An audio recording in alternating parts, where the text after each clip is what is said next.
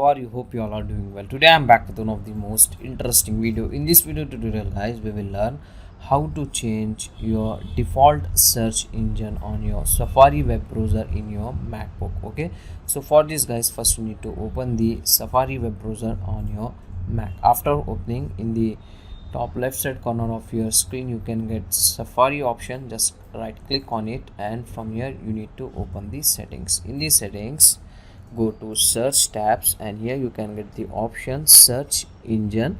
So from here you can easily able to change your default search engine. So just I want to set Google as a default search engine in my Safari web browser. That's it. Okay, so from here you can easily able to change the default search engine on your Safari web browser on your MacBook. So that's it for today guys. The short and very simple video. Hope you enjoy this. If you enjoy, please guys like, share and subscribe to our channel. Thank you very much.